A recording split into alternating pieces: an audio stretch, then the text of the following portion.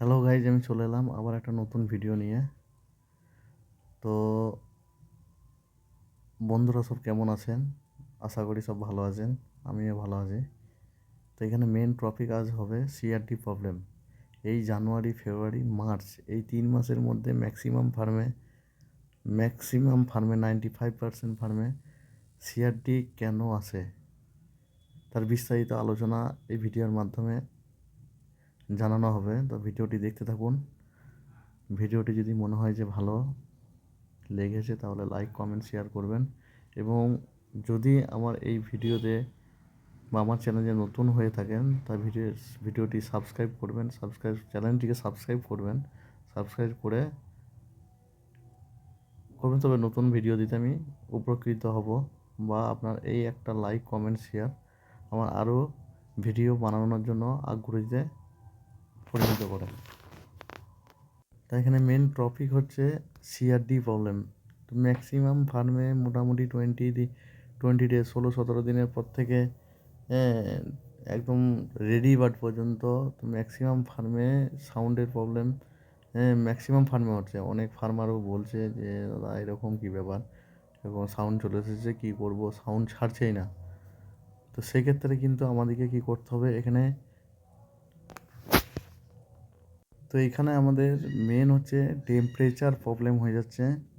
এখানে ওয়েদারের সঙ্গে ফার্মার বা খামারি ভাইরা কিন্তু ওয়েদারের সঙ্গে কিন্তু টেম্পারেচারের মেনটেন করা খুব মুশকিল হয়ে যাচ্ছে। সেই জন্য পাখিতে কী করছে, তার ওয়েদার নিতে পারছে না। ওয়েদার নিতে না পারার কারণে পাখিতে সিআরডি প্রবলেম হয়ে যাচ্ছে। এমন পরিস্থিতি হয়ে যাচ্ছে কি এখন দিনে গরম, রাতে ঠান্ডা। দিনে হয়তো 25-30 ডিগ্রি তাপমাত্রায় চলে যাচ্ছে এখন, আর রাত্রে হচ্ছে কি 10 ডিগ্রি তাপমাত্রায় নেমে যাচ্ছে। তাহলে সেই অবস্থায় কী হবে, পর্দা মেনটেন করাও খুব ফার্মারদের পক্ষে কিন্তু কষ্টকর হয়ে যাচ্ছে। ফার্মাররাও সেক্ষেত্রে বুঝতে পারছে না, পাখি জ্বরও হচ্ছে, ঠান্ডা লাগছে, সেক্ষেত্রে পর্দা বেশি করে দিয়ে দিচ্ছে। সেই জন্য আমাদের মেন পয়েন্ট হচ্ছে এখানে টেম্পারেচার মেনটেন করতে পারছে না। তো প্রকৃতির সঙ্গে তো লড়াই করা যাবে না গো। তো সেই জন্য আমাদেরই যতটা সম্ভব সিআরডির হাত থেকে বাঁচতে গেলে কী করণীয় কিছু করণীয় আমাদের করতে লাগবে। তো তার মধ্যে এখানে মেন হচ্ছে আমাদেরকে টেম্পারেচার একটু মেনটেন করতে লাগবে।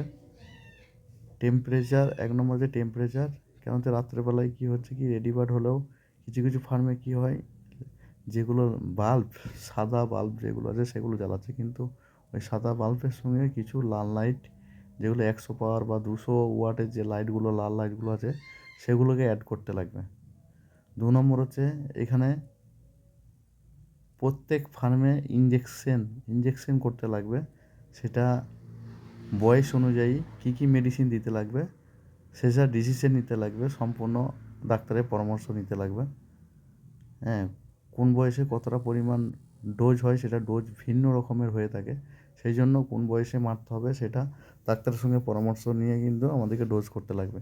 সেখানে জেনটার সঙ্গে টাইলোসিন পাঞ্চ করে কিন্তু আমাদের ইঞ্জেকশন করতে লাগবে। একবার 12-13 দিনের মাথায় করতে লাগবে, আর একবার 25-26 দিনের মাথায় ইঞ্জেকশন করতে লাগবে। আর যেহেতু ঠান্ডা এলে আমাদের একটু জ্বর অনুভব হয়, কেন এখন ইকোলাই সাউন্ড না, পাখিতে অরিজিনাল সাউন্ড আসে, যেটা আমাদের ওয়েদারের সঙ্গে যেটা মানুষের ক্ষেত্রেও হয়ে থাকে, যে সাউন্ড এলে কফ বেরোয়, গলা বসে যায়, গলা ফুলে যায়, মাথা ফুলে যায়। তো সেই জিনিসগুলো লক্ষ্য রাখতে লাগবে। পাখি এক জায়গায় জড়ো হয়ে চুপচাপ বসে থাকে, এই জিনিসগুলোই যেমন জড়ো হয়ে এখানে কিছু কিছু আমি দেখানো হয়েছে ভিডিওর মাধ্যমে, মুরগি ঝিম মেরে বসে আছে।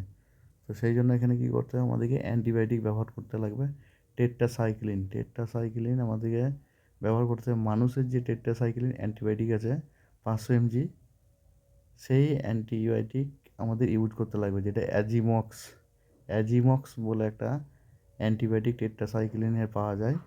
তো সেটা আমাদের ব্যবহার করতে লাগবে। মোটামুটি 80 কেজি বডি ওয়েটে 1 পিস করে আমাদেরকে রাতের জলে মোটামুটি 6 থেকে 8 ঘন্টা জলে আমাদেরকে কিন্তু ব্যবহার করতে লাগবে। মোটামুটি 4 থেকে 5 দিন আমাদের ব্যবহার করতে লাগবে, তাহলে কিন্তু এই সিআরডির প্রবলেম থেকে মুক্ত হওয়া যাবে। আর একটা জিনিস আমাদের ফলো রাখতে লাগবে, যেহেতু এখন দিনের বেলায় পর্দা ওপেন করে দেওয়া হচ্ছে, রাত্রে পর্দা দেওয়া হচ্ছে কার্টেন মেনটেন। তো কার্টেন মেনটেন করার ফলে কি লিটারের প্রবলেম, লিটারের মধ্যে অ্যামোনিয়া ঝাঁজ একটা তৈরি হচ্ছে। তো এই অ্যামোনিয়া ঝাঁজ কমাতে হলে আমাদের কি লিটার ম্যানেজমেন্ট কিন্তু করতে লাগবে।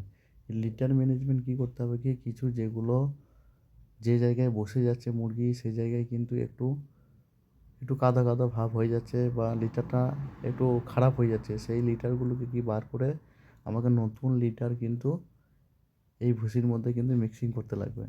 তাহলে কিন্তু পাখি কিন্তু গ্যাস খাবে না, সেক্ষেত্রে কিন্তু পাখির কিন্তু প্রবলেম কিন্তু কম আসবে। তো এই জিনিসগুলো কিন্তু আমরা লক্ষ্য করব। আর এর সঙ্গে সঙ্গে আমাদের স্প্রে শিডিউল রাখতে লাগবে। স্প্রে মোটামুটি সপ্তাহে 3 দিন করে B904 1 লিটার জলে 5 ml করে স্প্রে করতে লাগবে।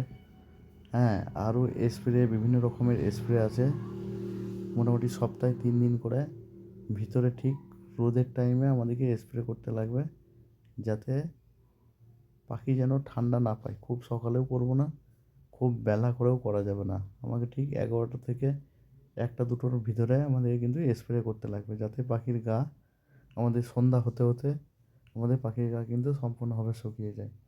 তো ভিডিওটা দেখতে থাকুন। যদি মনে হয় যে এই ভিডিওটি দেখে আমি একটু উপকার পেলাম, সেক্ষেত্রে কিন্তু আপনারা ভিডিওটি লাইক কমেন্ট শেয়ার করুন, বা আপনাদের যদি কোনো সমস্যা থাকে মুরগিজনিত তো কমেন্ট করে জানান। সেক্ষেত্রে কিন্তু আমি আপনাদের নেক্সট ভিডিওতে এই কমেন্টের রিপ্লাই দিয়ে দেবো। লাস্ট আর একটা কথা বলবো আমি, এই এই টাইম এই টাইমটা খুব একটু টাফ সময়, সেই জন্য আমাদেরকে একটু ম্যানেজমেন্টের উপরে কিন্তু ধ্যান দিতে লাগবে প্রচুর পরিমাণে।